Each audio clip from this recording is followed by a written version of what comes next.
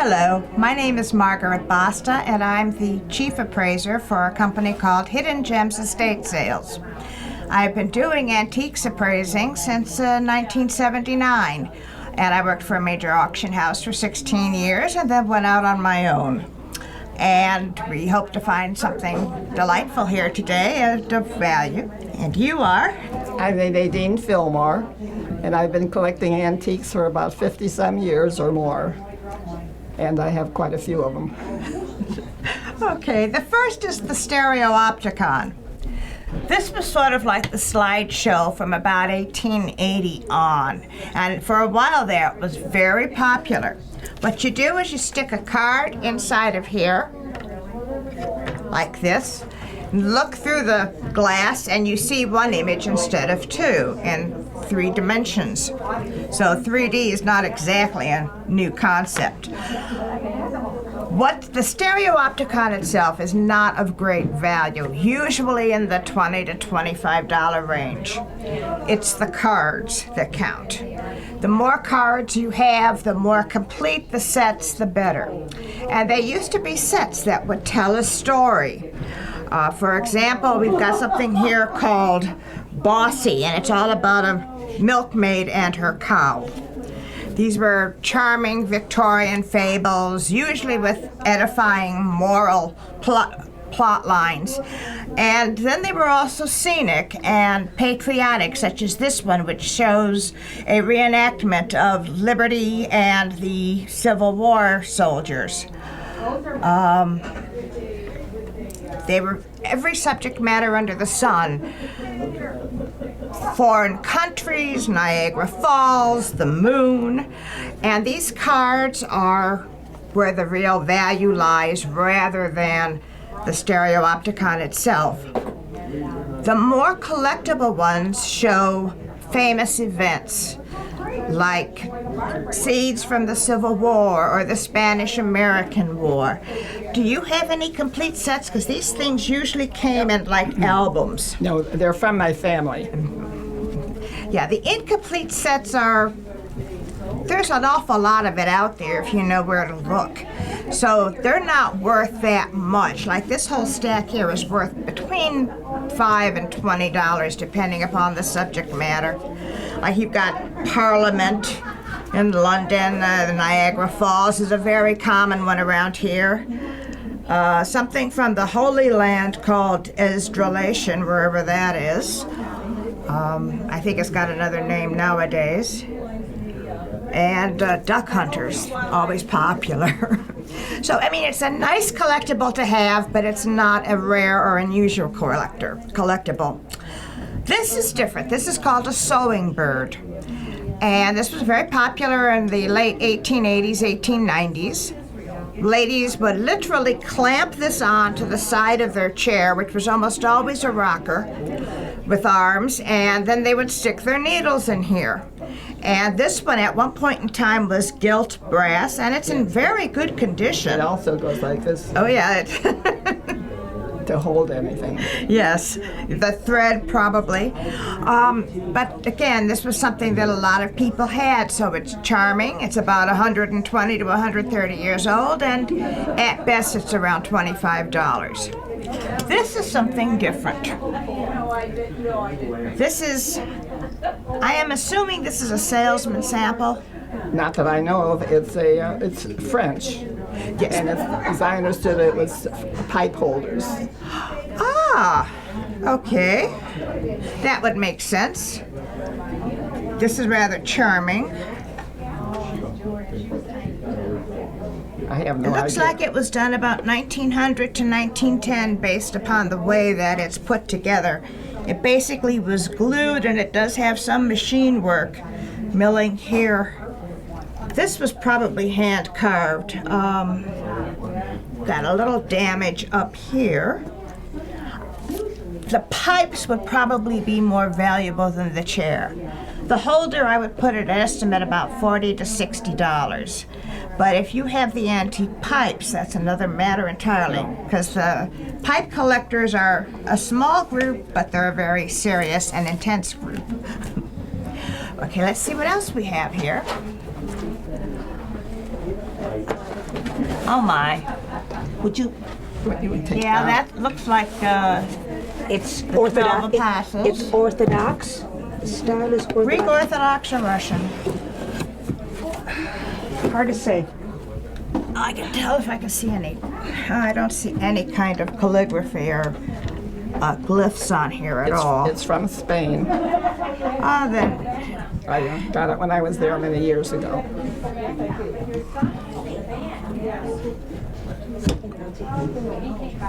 this is handmade, and it's what they call.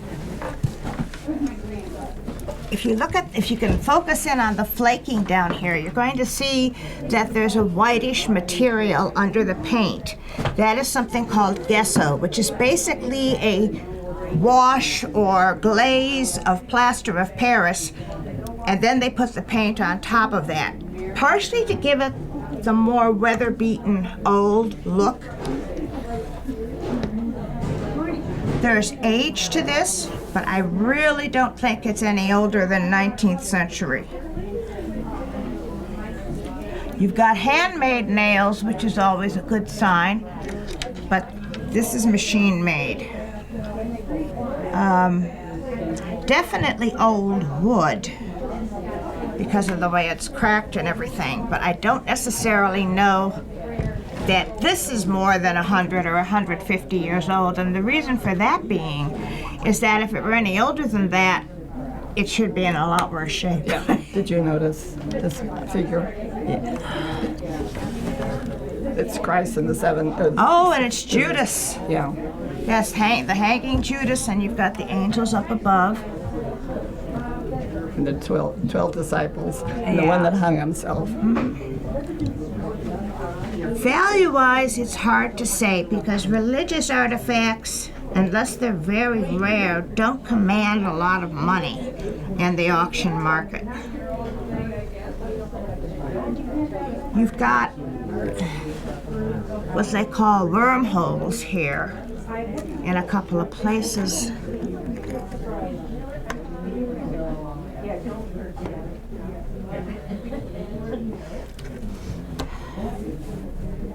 When you bought it, were you given any indication as to the age?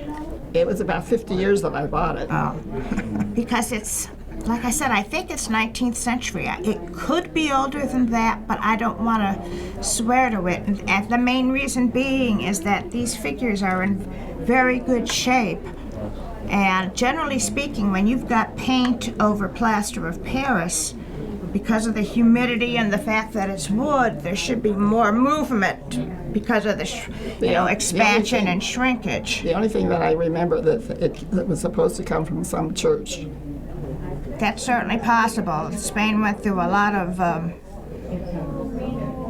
tumultuous periods in their history in the 19th and early 20th century.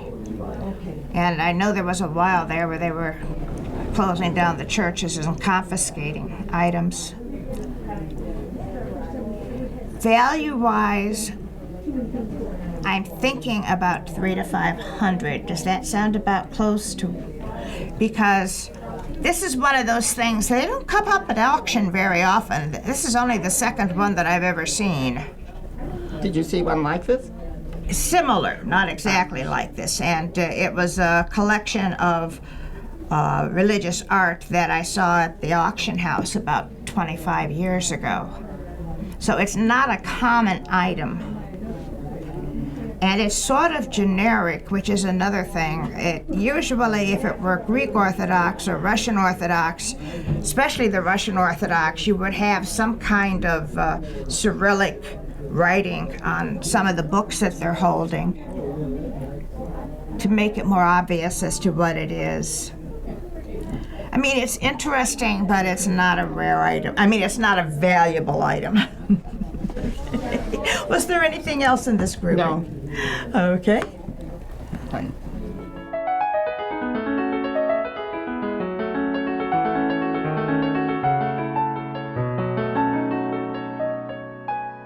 We have something really different here. What's it called again? A phono fiddle. A phono fiddle. It was my grandfather's.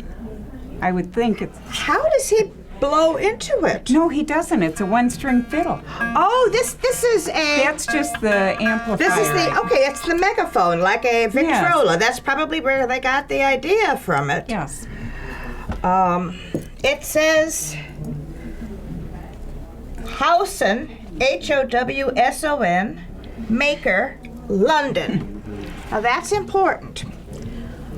Back around 1880 or so, the U.S. Congress passed a law that said anything that comes into the United States has to have the country of origin on it, which in this case would be England, but it doesn't say that.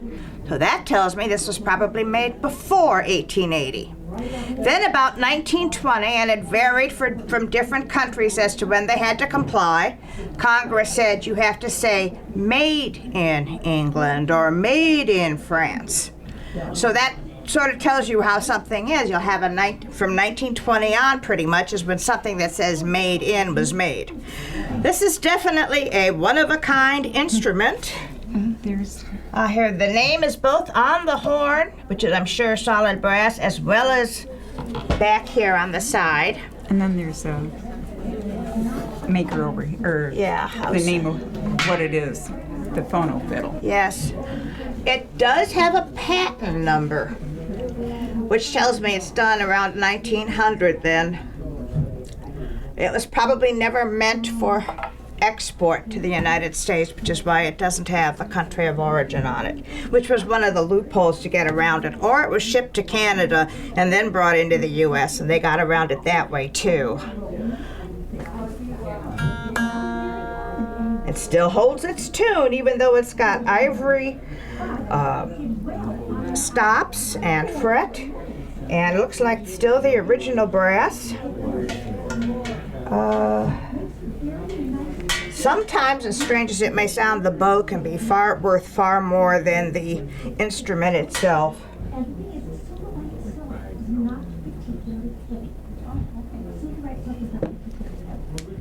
We got a name on here, but I don't know what it is.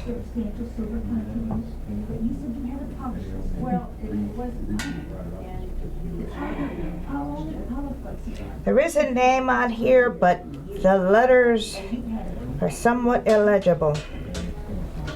This is a nice horsehair bow, though. Okay. This is definitely a novelty item. Even though it's maintaining its tune, it does have damage here. You can see there's a big crack. That's always a problem. This appears to be walnut. Not sure what the woods underneath might be. It would be interesting to hear what it sounds like. I don't play the violin, even though I've got a music degree. Very interesting concept. I wonder if it might not have been an instrument used for recording the original Edison phonograph discs, to make the sound louder so that that machine could pick it up. Right. Now, I did hear my grandfather played on the radio, so that could be something that...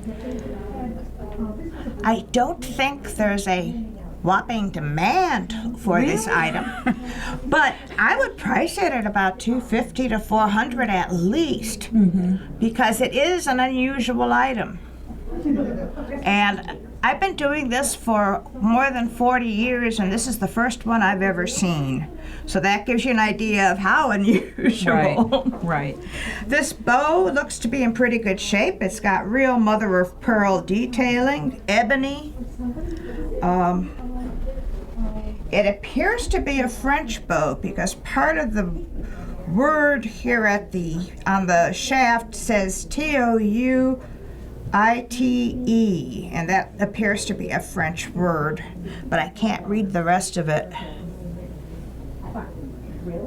It hasn't really warped that much, which is always good. I'd say the bow's worth at least $150 to $200 by itself. Wow. Was there a carrying case, or did it just come in this way? No, one of my brothers built a stand that it sits on, so it just sits You on a shelf. You said you heard your grandfather on the radio with it? I heard that he played on the radio, so, probably, he was born in 1885, so, What kind of music did he play? good grief, I don't know. Oh, because I'm It thinking. wasn't rap. This doesn't strike me as a classical instrument. It Right. strikes me more as a country or popular music instrument. It's in beautiful shape, though. You've really kept it nicely polished and everything. So, well, to recap, this is worth probably about $250 to $400, and the bow is worth about $150 to $200, give or take. Right. If we could identify the maker's name, that might change the value, because there are some French makers that are worth a lot more than other French makers. Right. But the bow's at least 100 years old, give or take. Wow.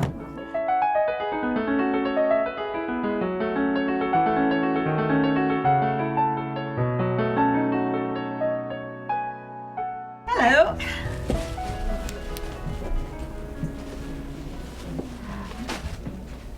That's the way we got it. We Yes, inherited it. and it's really strange. He must have been running out of paint or something, because you actually have canvas here that's coming through, like there wasn't enough paint on the brush when they were painting. The name appears to be Percy Moran Williams, and No, we've it's Percy Norman. Norman Williams? Okay.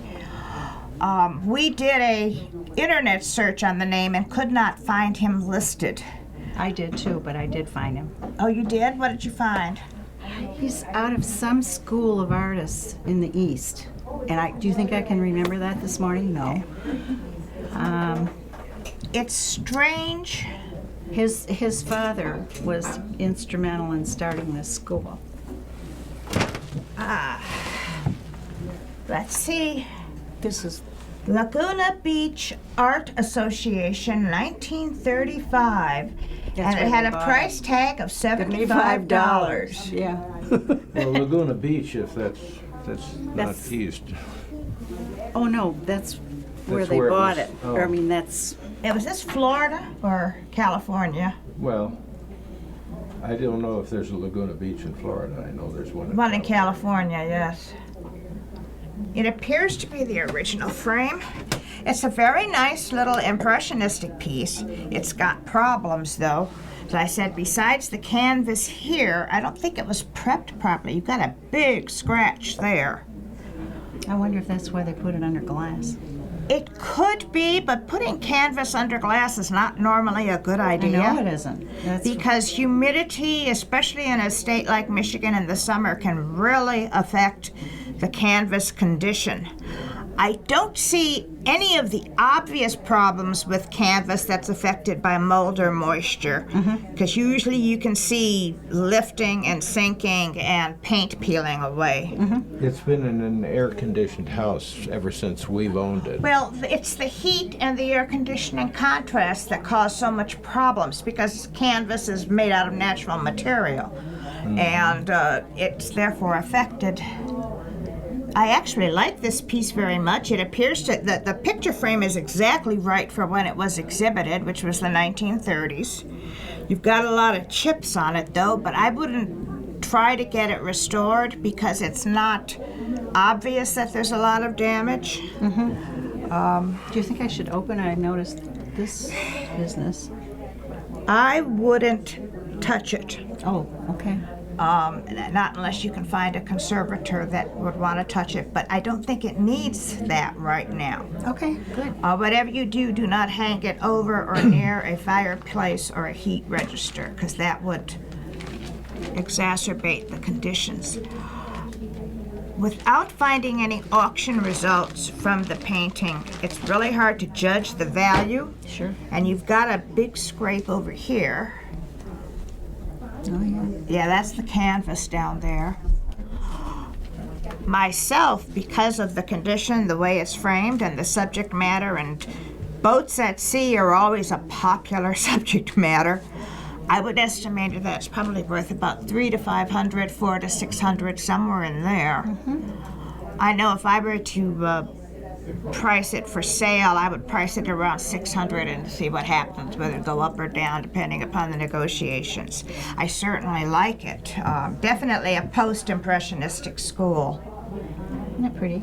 Oh, it is, and it's nice that it's so well signed and that you have on the back of the painting where it came from, which is surprisingly useful information, because just because you know it was in your family and where it came from doesn't mean that your kids or your grandkids are going to have that information. So it's always helpful to put a letter or make a notation on the back of a painting as to where it came from and how you obtained it and all that kind of thing. Okay, You that's know? a good idea. It is. It's a very nice piece. Yes. Oh, what about Well, we that have other? some, I have some things. Oh, too. sure. Wait, Do you have, oh, the medal? Yeah. Oh, what kind of medals? a railroad medal. Ooh.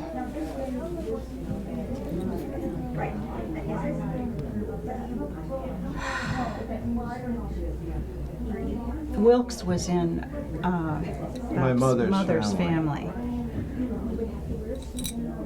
It does not appear to be sterling. Yeah, that's what she indicated.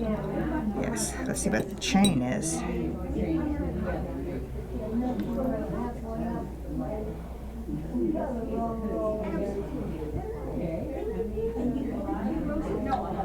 Yeah, we've never polished it, and it's, we've had it about 25 years.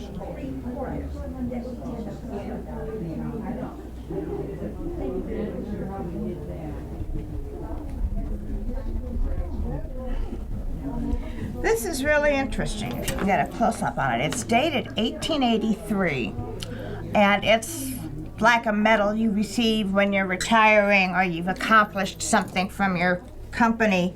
On the back it is inscribed, awarded to Stephen Wilkes for best cooking range for cars. Chicago, 1883, the National Exposition of Railway Appliances. Got a very nice relief of a train engine and a rocket car from 1829, and then Liberty and the American Shield. I think it might be, if it's silver plated, they did a very good job, and at one point in time somebody coated it to prevent it from tarnishing. It could also be chromium as a glaze. There is some kind of maker's mark on here, but it's just initials and I do not recognize them. Railroad memorabilia, especially when you get into the 19th century, there's a market for it. However, this is not the romantic kind of, you know, the subject matter that captures the imagination, even though it is for a stove.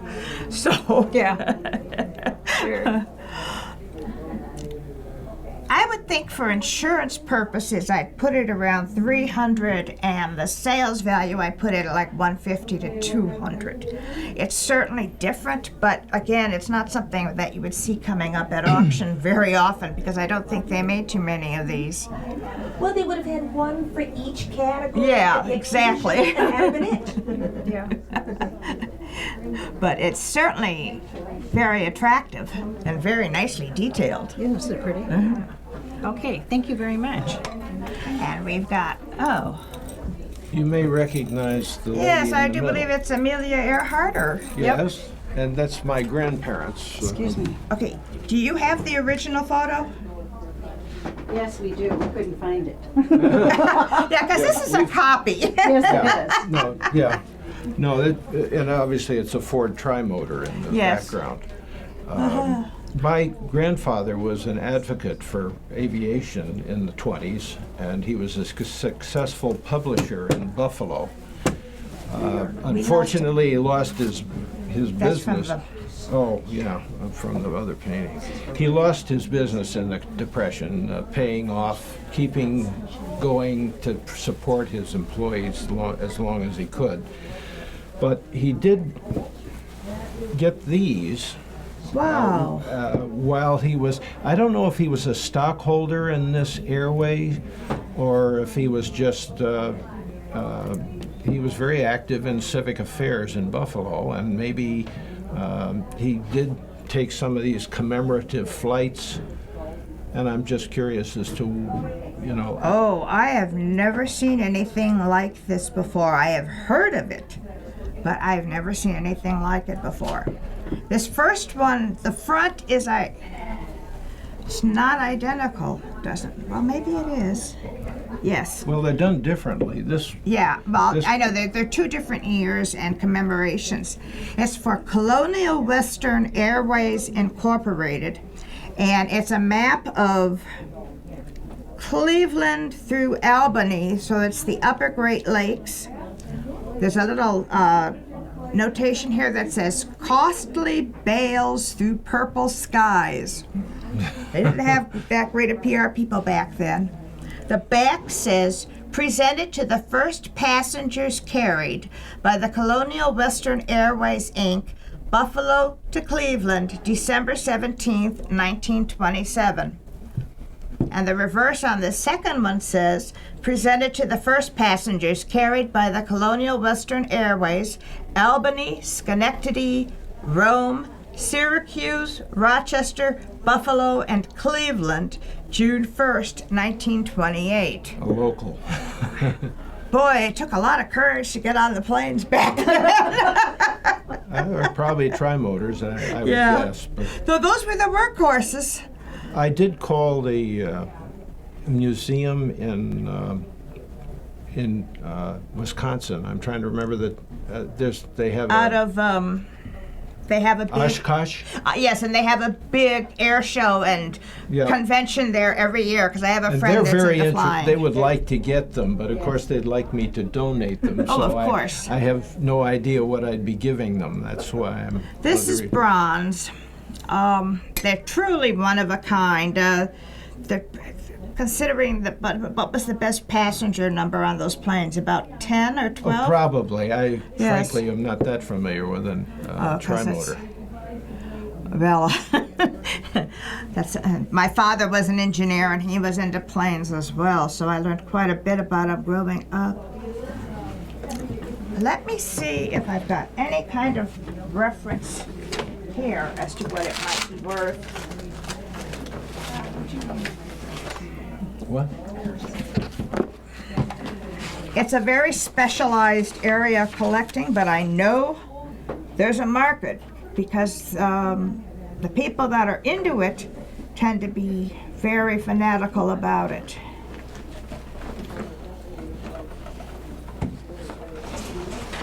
Yeah, I don't.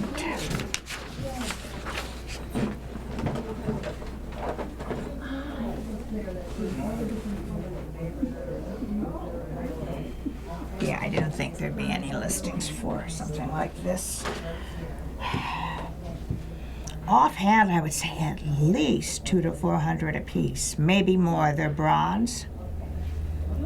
They're beautifully detailed, and they're very, very different.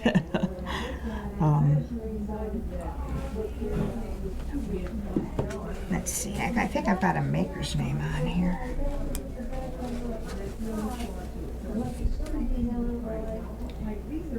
Oh, right up in that. Yeah, O.L. Olanio. That doesn't make sense.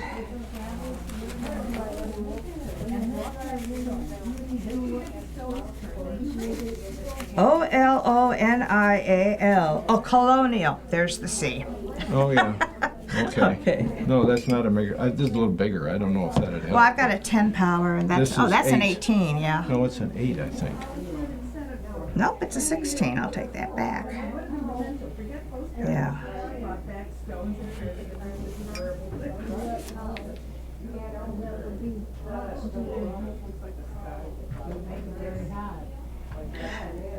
If you were to donate these, I would probably say you should have a donation value of about $400 to $500. Oh, that's Montreal. Yeah, Montreal. Yeah, the city locations.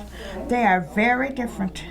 Donation value of how much? I would say about 400 each, but sales value, the only way you'd really find out what they're worth is if you put them up at auction and see what they sell for.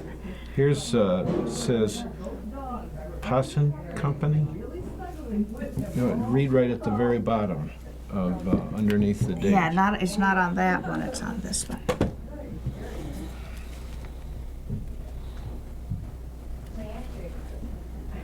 Robbins, Robbins, okay.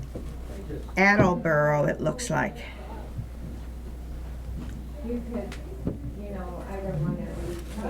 These are very interesting. Okay. And Will, you've got more, okay. Familiar with this guy?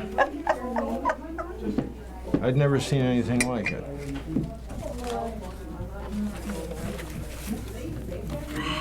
Pity. He swims. When it comes to toys, Oh, condition is, well, just about any antique, condition is everything. And he's got some real serious chips to the paint. It looks like he's battery powered, yes. early 60s. Oh, I have no idea. Okay. My wife's aunt left those to me.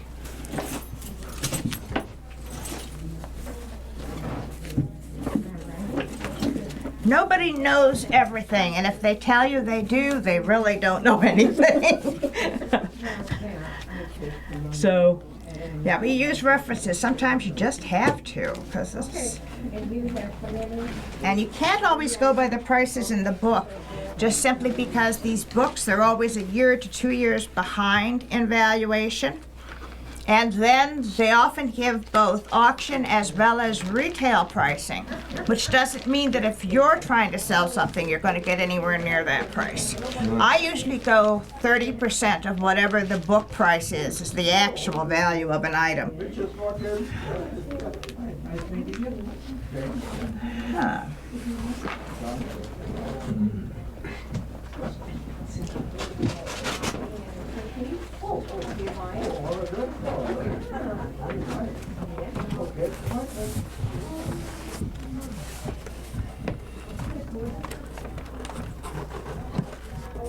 I got a feeling he's not going to be in here. He looks like he's from the early 60s. Have you used It could have him? been earlier than that, just because of the age of the. The reason why I'm not thinking 50s is just because of the plastic that's involved. Okay. This is more in with the 60s were the era of when everything began to be plastic rather than metal and toys. Yeah. And I don't want to. There we go. Right. Looks like he's got all of his parts. That's good, but no box or anything like that. No. And as near as I can tell, there's no maker's name anywhere. Offhand, I'd say he's probably in the $25 to $50 range. The reason being, oh wait, no, that's not a maker's name.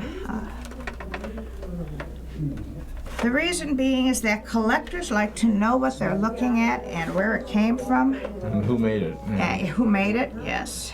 It looks like he has all of his parts, which is very unusual.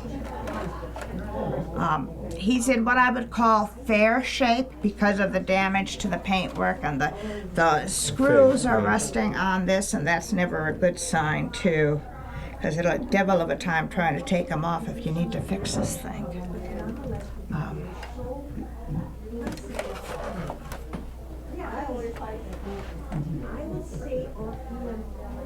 It's marked 71418. It doesn't necessarily give us a maker's name. I don't think that's the bill date. Even has the original wristwatch. That is very unusual. Was this yours, or you got it from the aunt? Well, yeah, it came from Diane's aunt, and I'm sure that she and her husband bought it for their two boys, who are a little younger than I am, but it would be early 60s if it's 60s.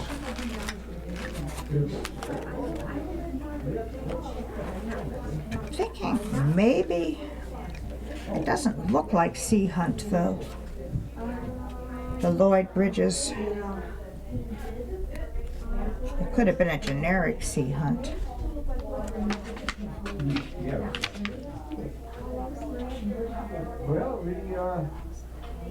No listing.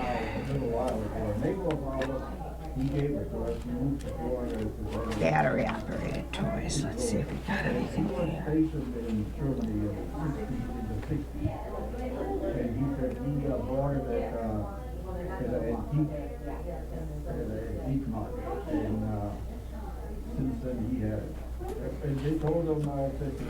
Not finding anything that's listing him. Did you ever try researching online to see if you could find anything? No, I haven't. I wonder if it might be under, well, no, he's not Navy SEAL. Well, okay, let's see what else we have. Well, I've got a collection of these dinky toys. This is the largest one.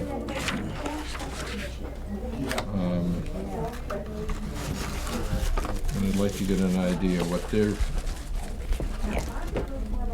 Do you have any of the original boxes? No. Looks like you've got the original pamphlet. Yeah. This is always a good thing to keep.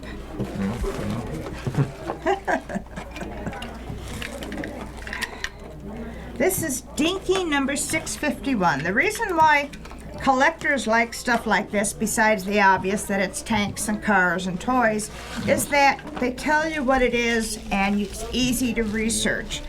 And most people like to have something they can check off when they're collectors so that they know they've got everything in a series.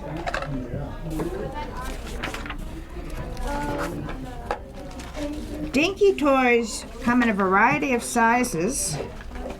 Yeah, most of the rest of these are on the smaller scale.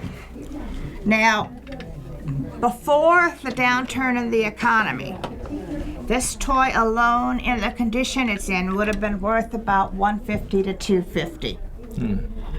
In today's market, I'd price it at $50 to $100 and keep my fingers crossed if you tried to sell it yourself. Because unfortunately, the middle class is what does the majority of the collecting, and as a consequence, almost all of the collectibles that the middle class collected, whether it be Hummels or collector's plates or Barbie dolls, very depressed market in comparison to 8 years ago. This booklet alone might be worth something. Let's see.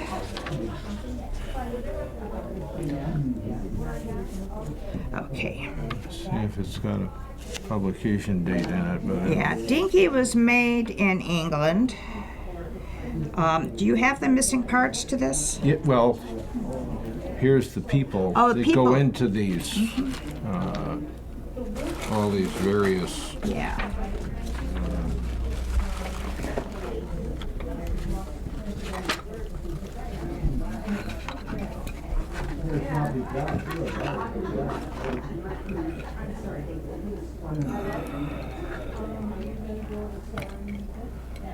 This is showing some signs of rust.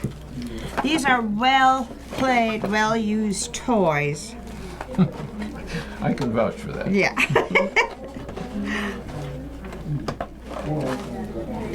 And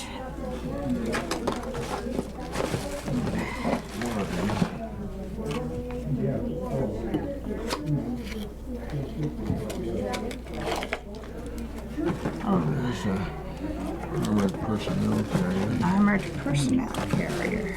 Okay. Like this one car alone would have been worth about $200 8 years ago. Now it's probably $75 to $125.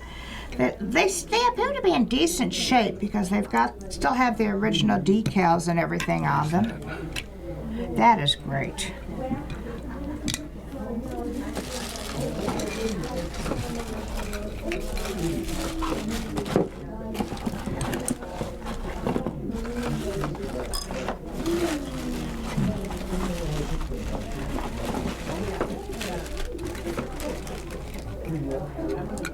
This is probably in the condition it's in the 150 to 250 range.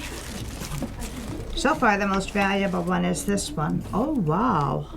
This is part of that series. Yeah. Or it can be. Yeah, I think this is. Yes. It can all be hooked together and Yes. Oh, that is, well, it doesn't. take that Yeah. off. Gotta keep adding like a toy train. Yeah. How many pieces do you have total? I think you've got them all right there. I think Okay. I emptied my box of toys. I would say easily, if you were to sell it, it'd be 400 to 600, and that's in today's market. 10 years ago, it would have been easily double that. And as with anything that's collectible, things go up, things go down. But generally speaking, boys and their toys tend to be a pretty solid bet. Yes. Planes, boats, trains, dogs, horses, airplanes. Those are the ones that consistently over the years, oh wow. No, I don't need to take this apart because there's. I it's come easy from a to- family of Lionel train collectors, and yours is a lot older than the one my dad had. Well, this was my dad's, bought by my grandfather. The it original still box runs. is very rare, because this almost always got destroyed and thrown away. The boxes of the individual cars and engine inside are in tattered, but they're there. And I don't need you in order to evaluate it. I'm sure you'd have to unwrap all the things, and I don't will wanna tell take you, your just to time. give you an example from my own experience. My father had a Lionel engine from 1936, and consistently for years it was estimated at $1,000 to $1,500. On eBay now, that same engine in mint condition with the box runs around $100 to $150. So it's dropped 90% in 8 years. But it will go up again because it is trained, and there will always be a market for trains. A train collector friend of mine told me that the market for trains goes with the people that have the money to buy them. Exactly. And the people that are nostalgic about this vintage of train have died off, most of them. So that's one of the reasons that these old trains don't go. The 50s, trains from the 50s are more popular today. Oh, yes, yes, I agree. Yeah, this one doesn't rely on the train values. Well, thank you very much. I know I have an original 1936 Lionel catalog, and that's worth about $200. Yeah. You know, even though they've reprinted it many times since. But so this is yours. Don't lose this book because that adds to the collection quite a bit. Okay.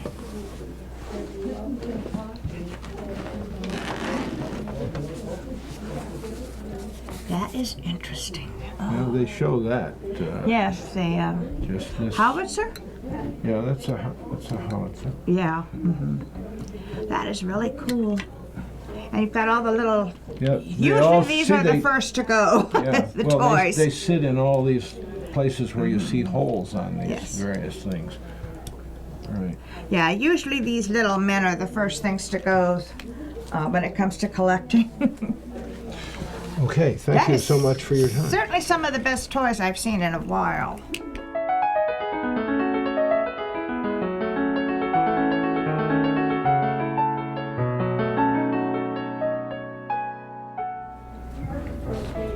Hello. Hi there. Okay. Got something to look at for Yes, you. this looks like it was done in the 60s or 70s. Global Brewing Company. At Pfeiffer.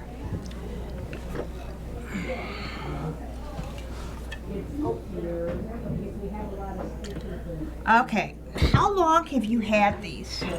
Oh, I would say 50 years, maybe. That's what Larry gave it to us. The reason why I'm asking is in the 1970s, a lot of reproductions were made of this kind of thing. Oh, okay. And Oh, well, because this is plaster of Paris, this tells me there's age to it, the way it's rusted. But it's hard to date plaster of Paris as to value. And like I said, they in the 1970s, they started doing reproductions of beer memorabilia. They started doing reproductions of Coca-Cola memorabilia. And so something can be 40 years old and still be a reproduction. Oh, okay. Yeah. Okay, this one will have no resale value because of the damage. Yeah. He's had the hats missing, and even Yeah, if it were right. to be glued back on, in today's market, at best $20 yeah, because of yeah. the condition. Oh, okay. This one's in better shape, and it's got more indication of age. This is all plaster of Paris. At the base, it says Global Brewing Company, Detroit and Muskegon, Michigan. Something. I wonder what I'm should sure have there been was here. Would have been a bottle? bottle in there, right? Mm-hmm. Yes. He's in much better shape, even though he does have a lot of cracks on him. Yeah, there's something. And that's because it's plaster of Paris that was never meant to really last. Yeah, yeah. In the condition he's in, I would say about $50 in value. As I said, dating it, this is the only sign that there's any real age to this piece, which is good. But it's, again, the beer market collecting goes up and down, up and Yeah, down. yeah, It's, Okay. yeah, but it, I haven't seen anything like this in a while, so it's Yeah, really yeah. good to see. But like I said, this one, damage, condition is We everything had it when in it the comes to basement for, antiques. well, for all that time was in the basement. Now we moved to a condo, and now since 2 years we're in there, it's in a box. So Yeah. it- Yeah, it's one of those, if you ever have a garage sale, I mean, I'd price him at 20 and price him at about 40 and keep Oh, your okay. fingers Oh, okay. crossed. That sounds I good. don't know of anyone in the Detroit area that would actually buy it outright. Yeah, yeah. Oh, okay. Okay, very good. Yeah. Thank you very much. Oh, yes.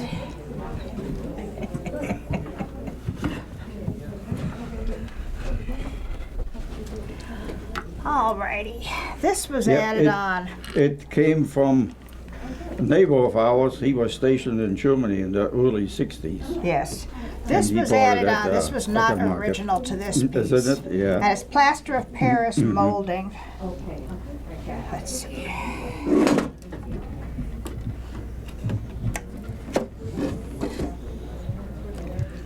This was painted to make it look like walnut. Oh, okay. Yeah. That was a common thing back then.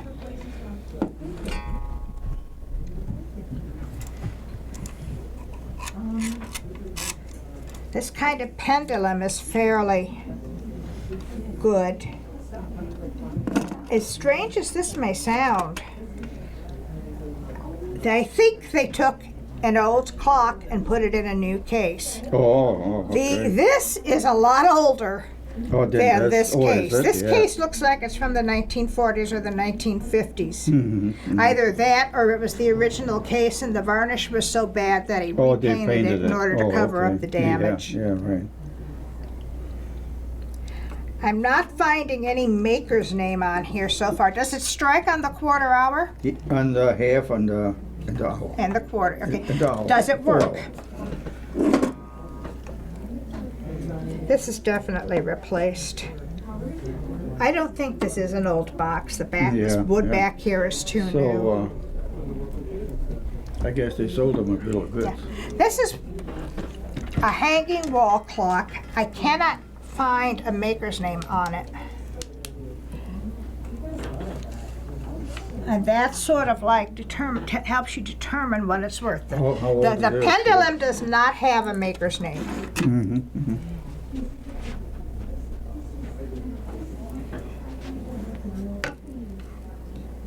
Okay, there is something back there.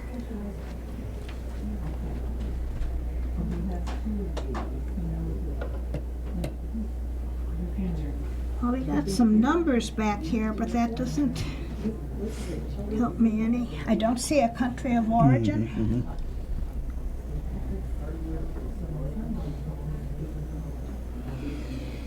Based on the way the clock is put together and what it's made of, it's gilt base metal rather than brass. I would say it was probably about 1900, give or take a few years in either okay. direction. without the face is in very good shape. But did you say it did or did not work? Oh, it works. It yes. works. Mhm. Okay. Does it keep decent time? Yeah. Mhm.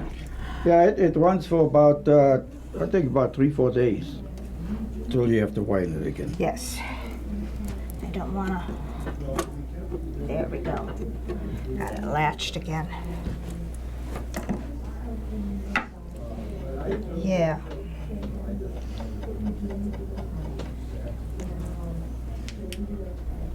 Those are modern screws too. Okay. This was added, it was plaster of Paris, probably done when they put it in this new case. Yeah. It's yeah. not uncommon. It was a very common thing to do with the clockmakers. One company would make the clockworks, another company would make the case. You could actually get the parts from the Sears catalog and the Montgomery Ward's catalog in the okay. 19th century on. And I think that's exactly what happened here. Is somebody bought the parts, and then they bought the case. Probably the case fell apart, so they bought another one, because this is a okay. very standard size. You can still okay. find wall clocks being made in this size range today. The fact that you have no identifiable maker's mark on it anywhere tells me the odds are pretty good it came out of a catalog. And the Well, I guess it was bought in Germany in the 60s. but I don't see anything that says it's German. Yeah, And that doesn't. You could have the clock. It was not uncommon to have the mechanism made in Switzerland, the face made in France, because Oh, okay. France did a lot of enamel working back Oh, then, okay. and then it would be assembled in the United States. So it's just because there's a name on a clock doesn't necessarily mean that's the people that Yeah, actually yeah, right. made it. It's a very common kind of mechanism, but don't ever lose the pendulum, because it's almost next to impossible to balance them again, because yeah, you know, yeah. as the thing warps and everything over the years. Right. Value-wise, about $50 to $100 at okay. best, Oh, okay. All right. because it's not a. To be honest, it's not a rare clock. I actually have two similar to this, but in much better shape at home. Oh, okay. And I know they're only worth about $75. Yeah. So, Oh, okay. yeah, my father, as an engineer, my father was into clocks too, and Oh, I okay. inherited quite a few. So, and I've also dealt with quite a few clocks over the years. All righty. As long as it works, it's better to try and keep it running. Don't ever overwind it if you can Oh, avoid yeah, it, because yeah, right. that's next to impossible to Yeah, fix. right. At least into the Detroit market, finding someone that knows Yeah, how to fix yeah, it is next to right. impossible. Right. Yeah, because all the old craftsmen have passed away. They're and- gone. Yeah, right. Okay. Okay, well, thank you very much.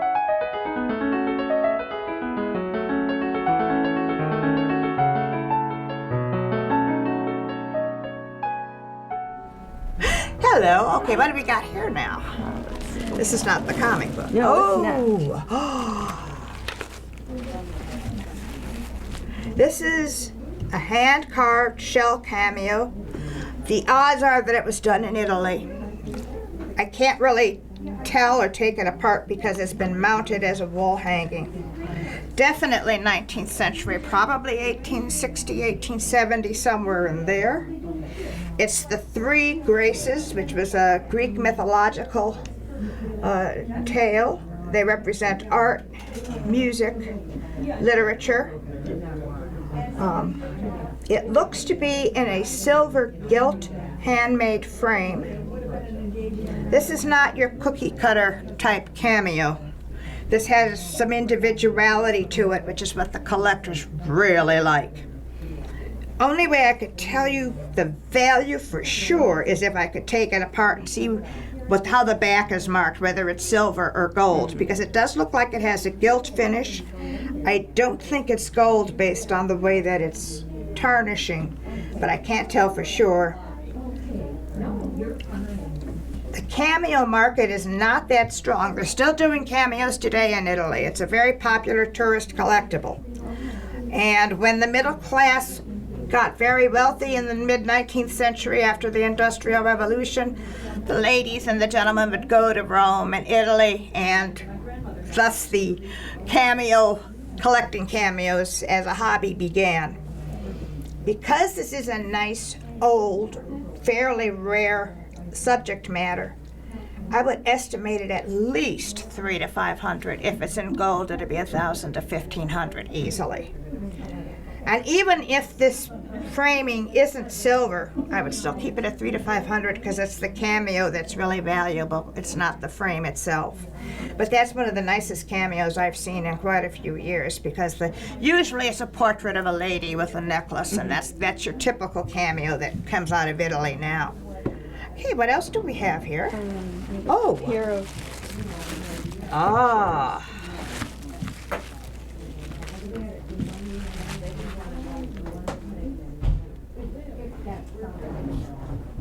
Now the question is this on ivory, or is it on bone, or is it on plastic?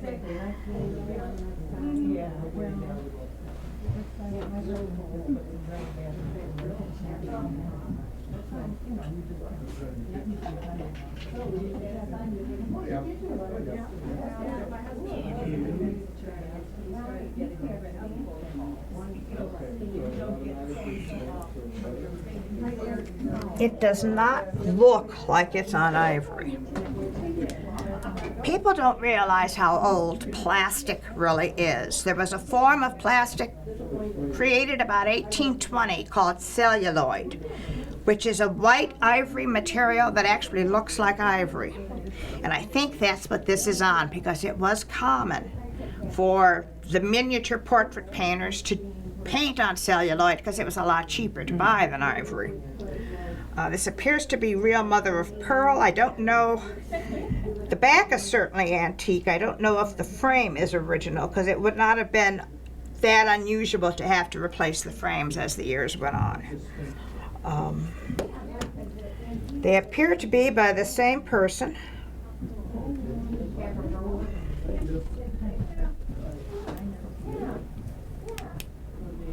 Dupre, K. Dupre. And this one is by Rowell, R-O-W-L, Emma Rowell. Well, this one's a portrait of Madame du Barry. She was mistress to Louis the 16th? 15th. 15th. And this is a young Marie Antoinette.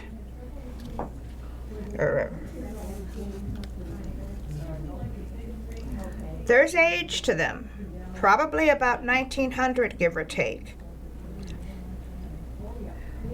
What they appear to be are prints on celluloid that have been detailed with hand painting to make it look like a real hand painted on celluloid. I don't think these are done on, I don't think all of it is hand painted.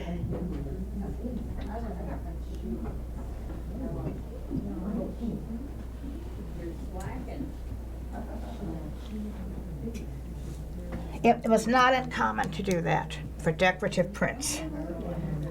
These are certainly nowhere near early 1800s, more than likely 1890 to about 1920, in spite of the fact it has a silk velvet lining, and you rarely find silk velvet in modern reproductions.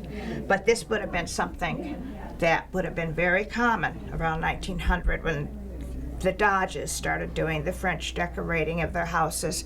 That greatly influenced the style of the day, and people wanting their houses to look like they were copied after one of the King Louis pattern of styles of furniture.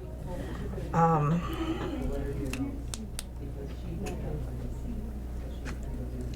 think this is not real mother of pearl either. I think it's the plasticized version of mother of pearl, though they are charming. I would estimate them as a pair about 150 to 250. If they were really on ivory, it'd be closer to 500. But they are charming, and there's no real age to them in look, at any rate. Let's see what else you have. This is something completely different. Oh, yes. Do you have all of them? No, just the one.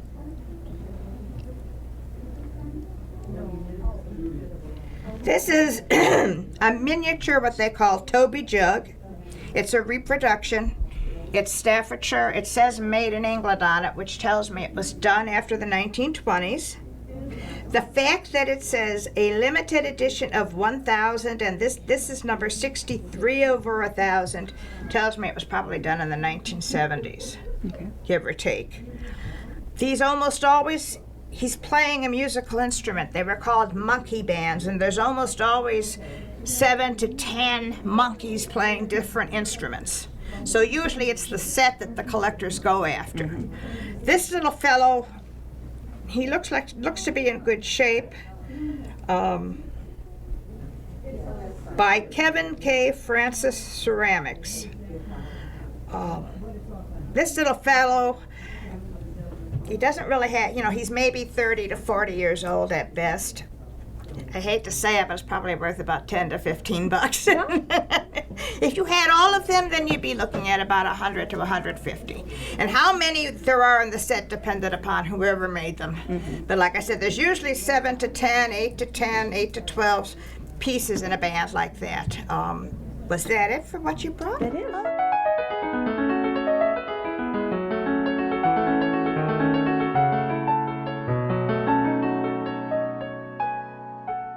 We are looking at a Spider-Man #1. Amazing fantasy. In lieu of the popularity of Spider-Man right now, it's probably gone up considerably in value. Copyright date 1962.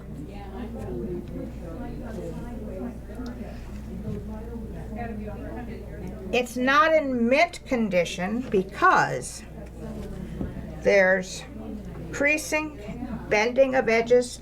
A piece of the cover is missing there, and I haven't gone through the pages yet. But I'm not necessarily an expert in rating comic books, because there are people that devote their whole lives to doing that.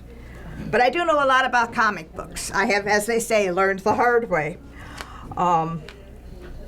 As strange as it may sound, it says 12 cents here. But when this comic was being printed, they had different prices for comic books in different parts of the country. What could be 12 cents in New York would be 10 cents in Texas. So you can't always go as to the era of the piece based on the actual price of the piece. This is something human hands shouldn't handle anymore. That's why I put on a glove, because the oil from your fingerprint affects the paper. This paper was not created to survive long periods of time. So the older they get, the more fragile, the more crumbly they become. And of course, the more valuable it becomes because there's fewer and fewer of them out there. In theory, it's worth at least $10,000. I would say in today's market, considering the popularity of Spider-Man and all the reboots they've had of Spider-Man, that it could conceivably be worth a lot more than that. For insurance purposes, I put it at least at $15,000. There are places in the United States that could give more accurate estimates as to what it's worth. But then again, something is only worth what people are willing to pay for it. And if you happen to have two fanatics at one auction bidding on it, you're a happy camper. If you only got one, you're not a happy camper. Margaret, I did suggest that she plan on attending Comic-Con next year. There are dealers there. Yeah, I know, and you have to be aware that whenever anything is rare and valuable, the next day the fakes are on the market. And I can give you a good example because I ran across an estate that had this problem. Before the original Star Wars movie came out in the 70s, they did 10 Star Wars comic books that came out before the movie. Those are very, very rare comic books, worth easily $1,000 or more a piece. Problem was, once the movie became such a big hit, they reprinted them. And the problem with reprinting comics is that whenever you've got a lot of them out there, the price always goes down. And that's what happened with the Star Wars comic books. It was printed in 1977, 1978, right at the time of the movie. The paper is old, the comic book is old. But because it wasn't the very first printing, Instead of being $1,000 comic, it's actually a $5 comic. That's a big difference. But people, they see the date, they see the age, they think, oh, it's got to be the real thing. And it is. It's just not the first real thing. So it does make a difference. I don't know that much about the Green Lantern comic, the pricing. I will tell you, there's water damage. Condition is everything when it comes to comics. That's like lost 90% of its value because of the water damage. That does make a difference. It's in very good shape otherwise, but whatever the book value of this would be, it'd be about 80 to 90% less because of the damage. He is not that rare. I think it's the one we had a couple of years ago. I think I had this one a couple of years ago, but it had some damage to the cover. It did. Yeah. And that one we sold for like $80. The water damage is a bit more serious than just a tear or a crease. But I mean, it's if in mint condition, I know a few years ago it was running around $400. In today's market, it's sort of hard to tell, but again, condition is everything, so this one's got some problems. Okay. But this is great. I quite frankly have never seen one of these before. The current the current owner says they've got it insured for $10,000. That sounds about right. And wanted to know if they should increase it. And based on your estimation, I think we should suggest this. When did they insure it? Do you know the year? She did not say. Because if it was 5 years ago, they should have it raised. All right. Because of the popularity of the movie. All right. And whenever you've got a big tie-in with a movie or whatever, that always will increase the value of this collectibles of that comic series. The owner appreciates your Oh, comments. just. Thank you.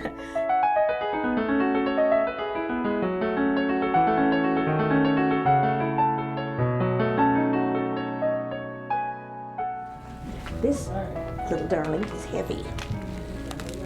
This is not art pottery, though. Let's see what it is. I think it's Roseville. Huh? I think it's I Roseville. said Rookwood, didn't I? Oh, Roseville is another matter entirely. Do we have oh dear. Uh-huh. Do we have a pair of scissors? Otherwise we're not going to get that Yeah, tape let off. me do it. Yeah, okay. It just, Yeah, you know where to. I'll hang on here. Thank you. Okay. This is a classic example of what the economy has done to collectors. Okay, all right. let me get it.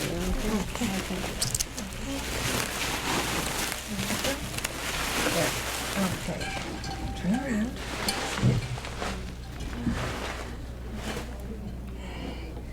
Take this I have over to here. guess that it's apple. Roseville 288. Okay. This is an American pottery company called Roseville. I would hazard a guess that it's their apple pattern based on what I'm seeing here. This is one of the largest pieces I've ever seen in Roseville, but it is not a typical Roseville piece. For one thing, it's got a shiny glaze. Most Roseville pottery has matte glazes, which means there's no shine to them. Another problem with it is that it has crazing, which is something that happened when it was being made. It got thrown into an oven that was too hot. And that's what all this little crackle design here, that was not on purpose. And that's what all that little crackling is.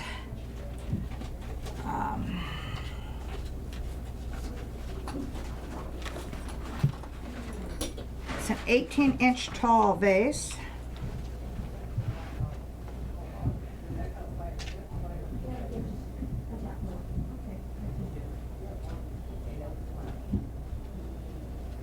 Back when the prices were up on this piece, which was about 10 years ago, it was worth about $125 to $200. In today's market, that's exactly where I'd price it again. The Roseville pottery has gone down dramatically in value. In fact, let me put it this way. I have some Roseville pottery in estate that I had an estate sale a couple of months ago. We couldn't give the pieces away for $5 each. It was that You bad. have to love it. This is a rarer piece in the sense that it's so big, but the Roseville pottery that tends to sell the best is the stuff in the blues and the greens. And they have a pattern called Futura, which was your 1930s Art Deco look. That's still sort of popular. This piece, I don't know if it's an umbrella jar or a jardiniere. It could be used for both, I guess. But at best, if I were to price it at an estate sale, I'd put $125 on it and keep my fingers crossed. That's more than I paid, or yeah, a lot more than I paid for it. So that's a good thing. All right. Well, look at the Stein next. I have 6 of those. Okay, it says Western Germany. That tells me it was made after World War II, but before the wall came down in Berlin. The reason why I'm trying to check the bottom is German steins, even though they're ceramic, often had something that's called lithopane in it, which is if you hold it up to the light, you'd actually see a picture at the base of the stein. This one doesn't have that, but a lot of them do, and it's really hard to tell. Even just looking at it like this, you've got to hold it to the light to see what it is. How many of these do you have? 6. They all say something different. One Yes. says Salzburg. I don't know. Okay. This is your common tourist kind of stein. Yes, it's about 50 to 60 years old.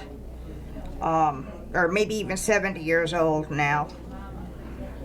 But it's not the rare steins. The rare German steins are the ones that go back to the 19th century, the 1880s, the 1890s.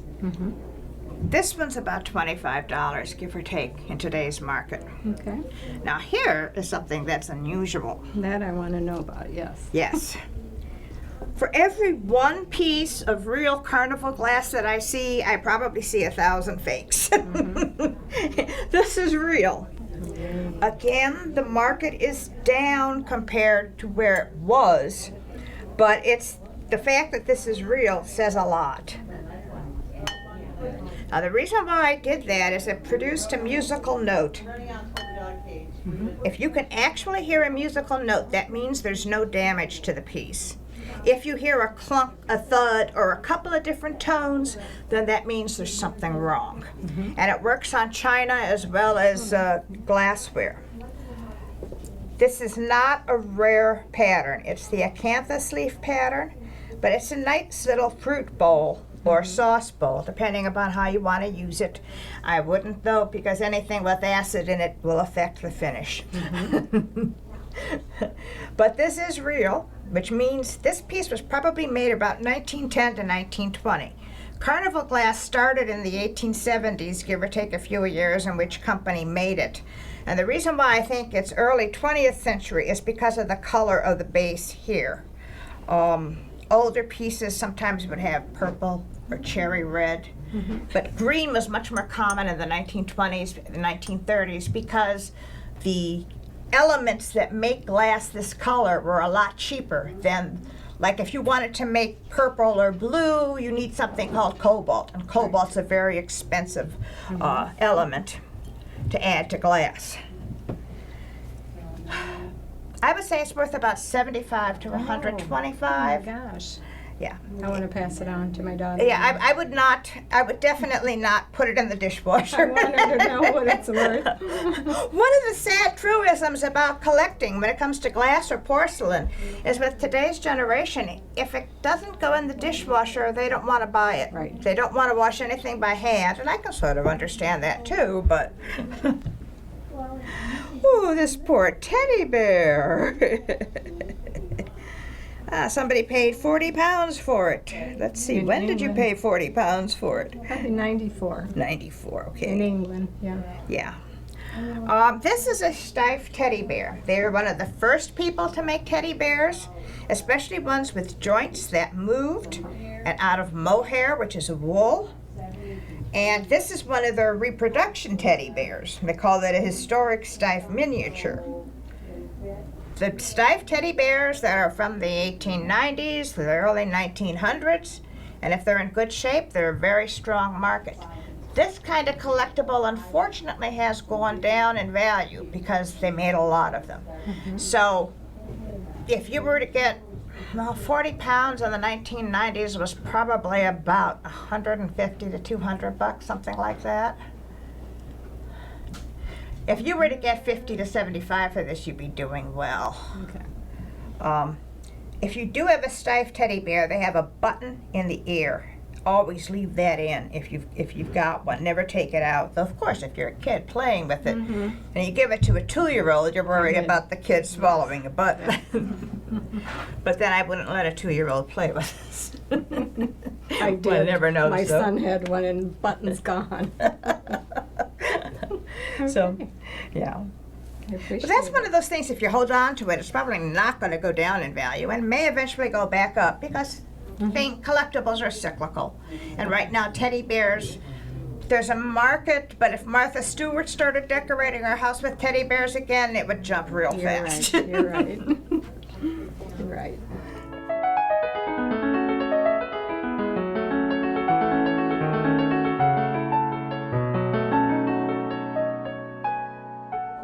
Huh? Can opener? It's a apple pear. Apple. Yes. And This is what I know more about.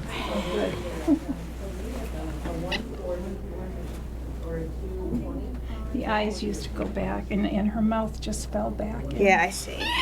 I had it. I had it restored at my. Doll hospital? Yeah.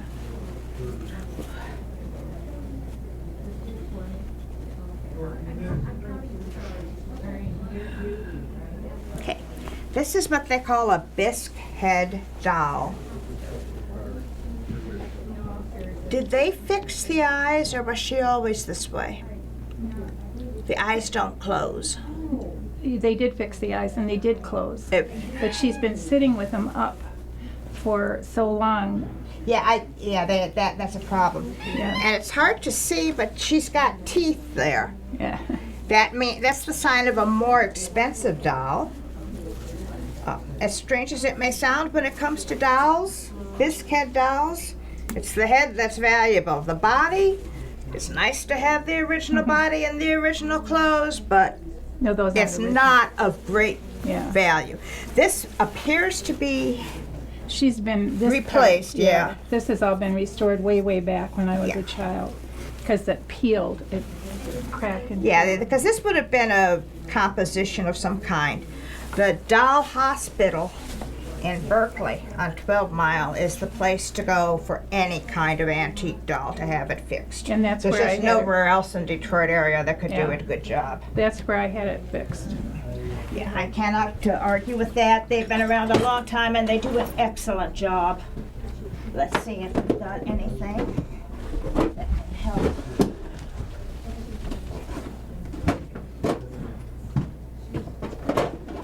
Got toys, I've got watches. Where are my dolls? Huh.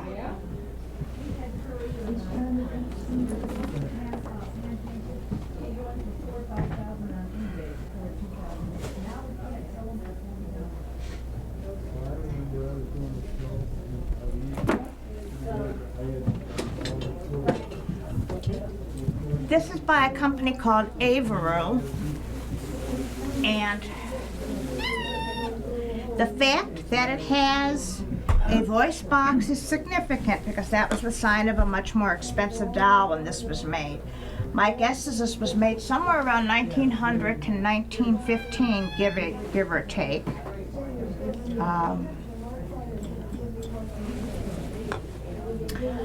Again, the doll market isn't where it used to be. And this, even though it's a baby doll, and baby dolls are a bit more rare than regular little girl dolls, I would think in the 150 to 300 range, give or take. That's because of the condition issues. These kind of blue glass eyes were called paperweight eyes because they actually were hand blown, you know, like a paperweight would have been done. And her eyes should close and they don't. But, I mean, it's a nice doll, but like with all dolls, they go up and down in value, and this one will eventually go back up again. A couple of years ago, I'd have told you about 500 to 600. Oh, really? So that's Huh. now that's mainly because of the voice box and the fact that it still works. Because usually the voice boxes were one of the first things to go. Yeah. So, though it's easy enough to get a replacement one, the replacements don't matter that much. Okay, that's a very pretty doll. Oh, except you got a stain here if you didn't know. Oh, it's just, this is this isn't an antique. This is just. No, but I'm just saying. Okay. Was there anything else? Just the apple peeler. Oh, yes. Farm collectibles, kitchen collectibles. Back in the 1980s, they were a very hot collecting area. Now they're not so strong. I ate my tablecloth. It's in decent condition, and it says here on the side, and sometimes this gives you more of a clue as to what something is than anything else. It says, patented May 24th, 1898. Turntable 98, made by the Goodall Company, Antrim, New Hampshire. This is cast iron. It still works. It's an apple peeler. Still has a razor blade. It would have, you could put in a replaceable razor blade when you needed it in order to peel it. Again, consistently in value, $25, $35. It hasn't gone up, it hasn't gone down. It's just been staying there. Okay. All righty, thank you. Yes, thank you.